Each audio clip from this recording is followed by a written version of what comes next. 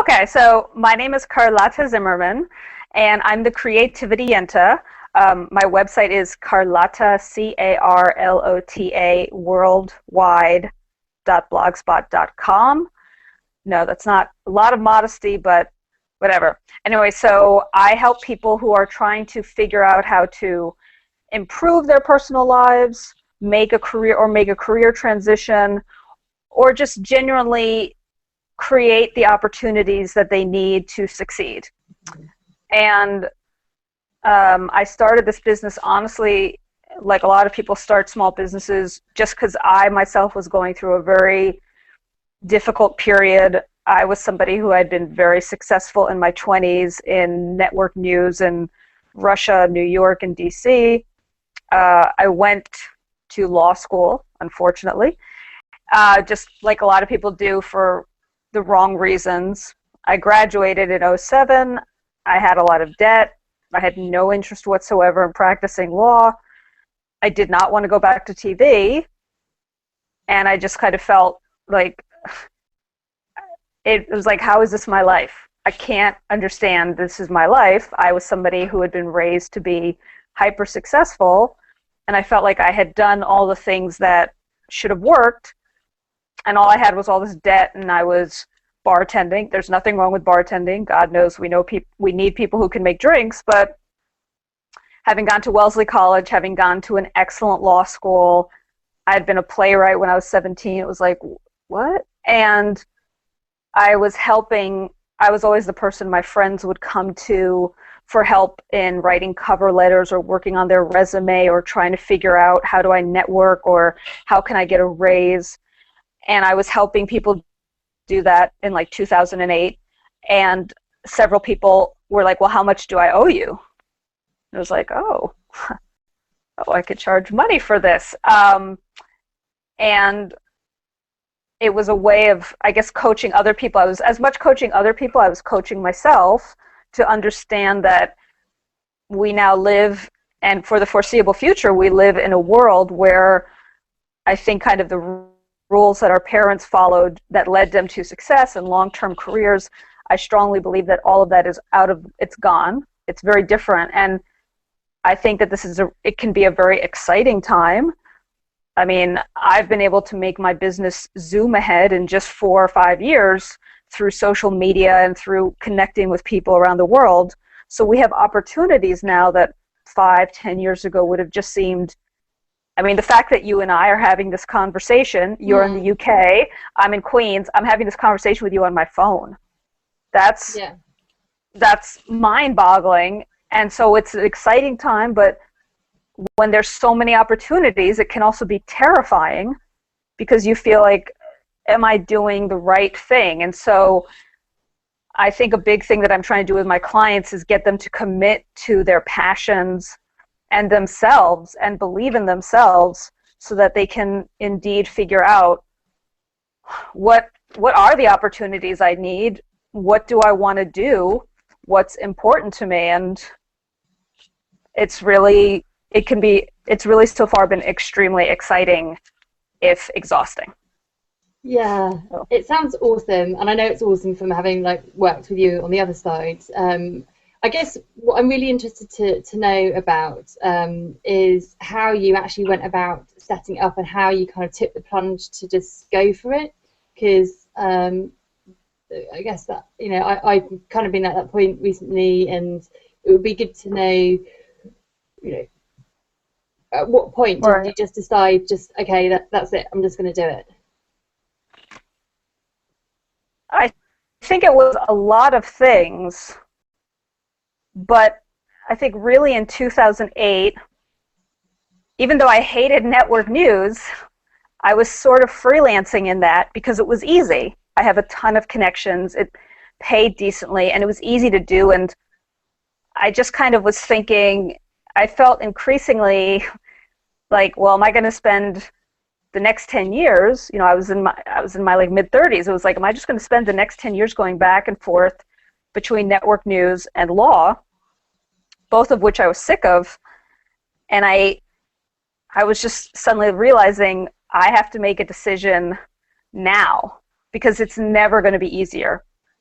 It's always going to be terrifying, but I understood, like, if I don't just commit to it and do it, I was able to understand that this is going to be it. Like, I'm going to be, I just was like, am I one day going to be 50 years old realizing I'm still a part-time producer? And for people who have worked in TV, it's full of people who are consumed by bitterness. And I was, and especially women of a certain age. And there was a part of me that was like, oh, no, that can't, no, I can't be that. I don't think 50, for example, is old, but I understood, like, if I don't get my part of my language, my shit together, one day I'm going to be 50 years old talking about this business, and it will just be a fantasy. And so even though I can't even express to you how little I knew about business, I'm also a history major.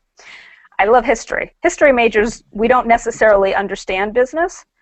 And so I would go, like, trying to network, and people would be like, what do you do? And I was like, I coach people. Yeah, they're really going to hire me, because it's like, yeah, she knows what the hell she's doing.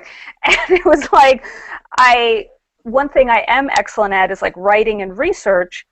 And I'm very lucky in that New York City has a ton of, there's literally every day, there's probably like 100 different seminars and services and mentors and blah, blah, blah. And one thing I started realizing, so I started going to, like, everything that was free constantly, and reaching out for mentors and reading business articles. And the deeper I got into it, I felt like, wow, business, and I'm somebody who was a playwright, so I'm also an artist, but I was like, wow, business is kind of the most creative thing ever, because you're kind of making it up as you go along. And especially with all social media and all of the opportunities, I was like, oh, like, we don't really know. And that for me was a big thing, because I had thought mistakenly that there's one way to start a business. Yeah. And then but you have to get rid of that. You have to just throw that out. And the more I started, like, I got mentors, and I would talk to other people, and I would go to workshops. I went to, like, so many workshops, and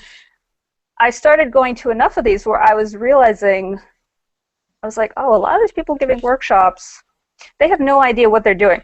And so, which for me was like, oh, okay. And then I think it was in 2010, no, it must have been 2011, I just wandered into the New York Public Library, and I was like, well, what if I wanted to pitch some workshops? And they were like, okay, well, just email us your pitch. And because I assumed that they would not buy it, I gave them 2 pitches, and one was like, why artists are natural entrepreneurs, and the other one was like, starting your own business as an artist. And like a week later, they purchased both of them. Wow. And I was like, oh, okay, so now I have to figure out what to say. And so I gave these workshops. It wasn't like we got a ton of people. I think one of them had like 4 people, but for me, that whole process made me understand, and this was a big thing that I think for anyone starting something big, whether it's you're writing a play or starting a business, you have to believe in it. If you don't believe in it, no one else will. But the more I believed in it, other people, I mean, people would be coming to me for advice. People who normally I would be like, I should be making this person coffee. You know, like I have some clients who, like I have one client, a law graduate who worked for the UN in Afghanistan. He speaks like Chinese, English, and Farsi. And he was, you know, he had great grades. He was coming to me for like networking advice. And there's a ton of stuff I know now. And now I'm completely, now I'm at the point, like I was on a date earlier this week and the guy was an unemployed investment banker. And when I found that out, I was like, well, what's your LinkedIn profile? How are you networking? Where's your business cards? And he was like, I didn't think this was going to be a coaching session. I was like, okay, but I'm now really passionate about getting people to believe it. But I just felt like the more I believed in this business, the more I was able to learn. And also, I'm one of those people who I'm obsessed with learning from mistakes. Yeah. I had that kind of childhood where it was like, it's okay to make 1,000 mistakes as long as you learn from them. And a lot of people don't. So you were doing a certain amount of research, but you also just basically launched yourself into it, really. So your research was as you were going along. It wasn't like you had a whole kind of... No, because honestly, business research is incredibly boring. And the business books I was reading, they were so, I'm also a writer, so they were so poorly written. Most business people are just so uninteresting. And so I would read these books, and I was reading a ton of stuff online because there's fantastic like business websites, and I would go to these mentoring sessions.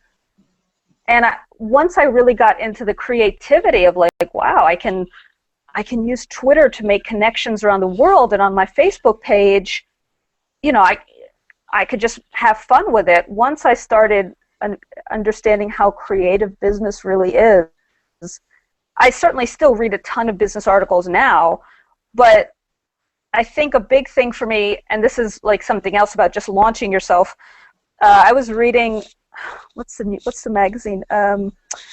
Bloomberg Business, actually a very well-written business magazine. So there's a guy who his job, I swear to God, he makes plastic mermaid tails. And this is true. And he makes, like, Lady Gaga has like 2 of them.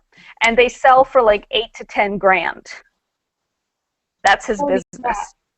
And he's making, like, literally, in the article, he said he was making something like, I think it was like 30 grand a year. Wow. I was like, this, part of my language, this motherfucker is making mermaid tails and making bank. And that, for me, I was like, this, who grows up to be like, I'm going to make mermaid tails? And he was talking about the people who buy them for their wives. And I was just thinking, I'm sorry, if he can make money doing that, I'm actually trying to like help people with a real service. I was like, okay, I don't care. I'm going to start this business. And then one thing I was amazed at, and I've been amazed all along, like how many people have supported this business who I did not think would. Like my law school has been a huge supporter. I'm actually creating a workshop with them to present later this year. And it was just more about like when you just finally say, I don't care. Like in a sense, I was so desperate because it was like, I'm not going back to TV. Yeah. I'm not going to law. I don't want to bag groceries. The cats won't work. So I was like, this business, we're going to have to make it happen. And it really, I'm at the point now where I'm getting 3 or 4 clients a week. And that's why I kind of tell people, like, do your research. I'm not talking like, oh, I want to be a brain surgeon. Well, I can't really help you with that. But if there's something that you're passionate about, you have to do a certain amount of research, and at a certain point, you just have to be like, I know nothing, and I'm going to learn, and it's okay. It's okay. Yeah. I know nothing, and that's what I find most people are like, but I want it to be perfect. And I'm like, well, then you're going to be dead, because nothing is perfect.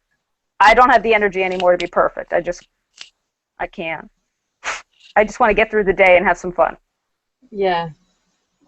One question I've got, actually, and I know you mentioned working with mentors. How did your mentors help you, and why did you choose those particular mentors?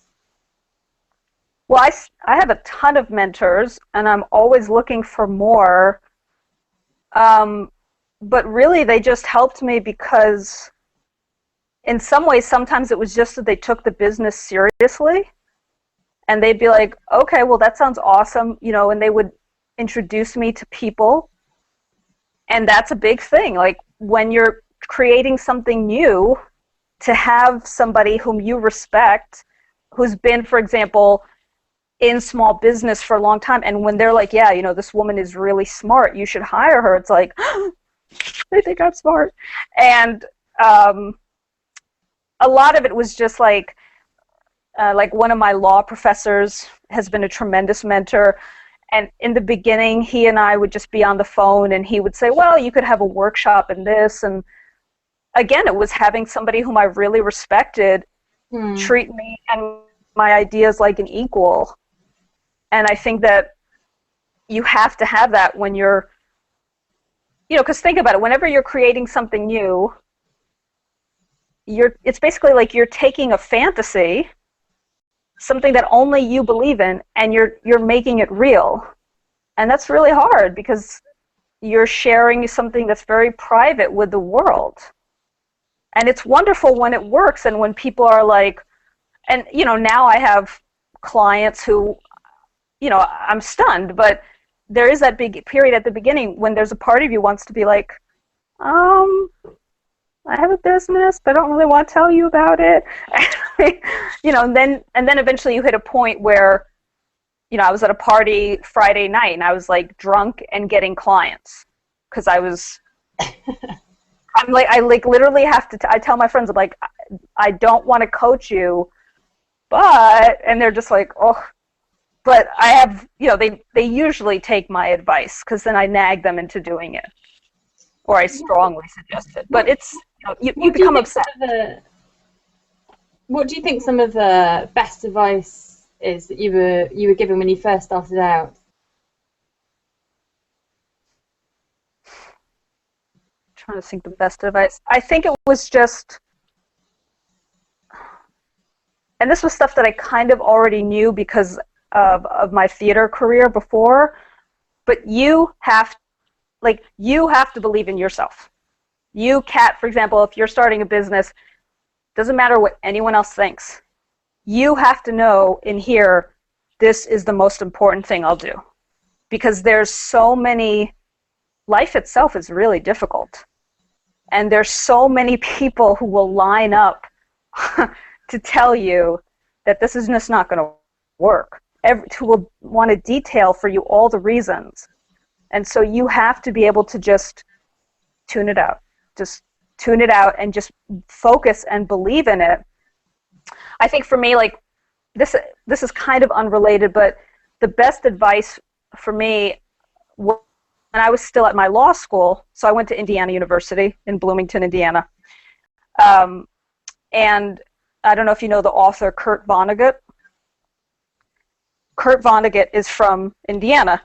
He's not one of my favorite authors, but what I really love about Kurt Vonnegut is when he was starting his writing career, he got 800 rejection letters.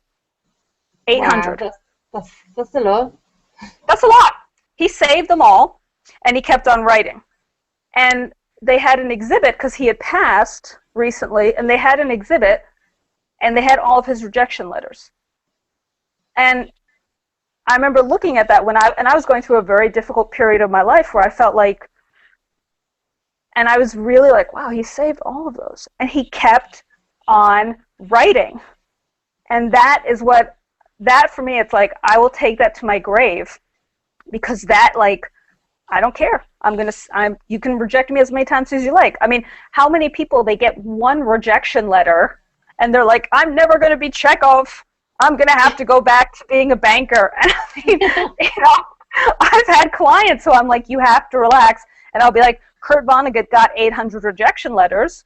And they'll say, well, I don't even like him. Yeah, I don't care. That's not the point. He got 800 rejection letters and was like, okay, motherfucker, I'm going to keep writing. And that, to me, that determination, that's what you have to have. Because you're going to have days where you'll be like, I can't.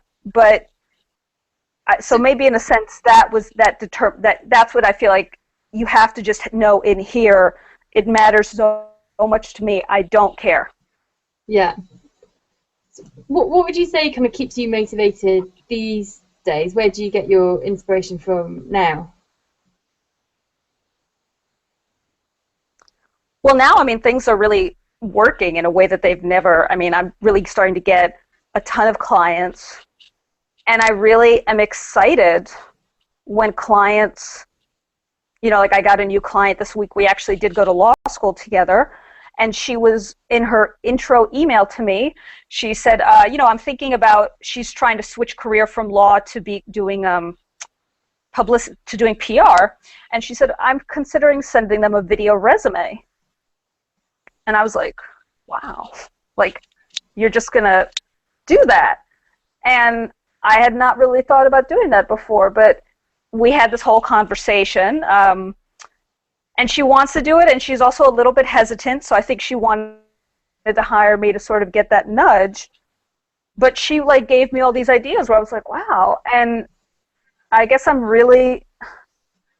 think really where the momentum comes is as somebody who went through a very, my 20s, it was like skyrocketing, and then in my mid-30s, it was like, I cannot tell you how many times I was just waking up in the morning being like, I don't understand, like, how did this happen? Like, how is this what my life has become? And now it's so exciting to me. Like, I only sleep about 3 hours a night. I'm constantly working, but I have so many ideas. And when you get to see other clients, when I get to work with clients and I see people start off feeling really depressed, and then they get a job they like, or they have the balls to like go interview with somebody and they're like, they took me seriously. It's very moving.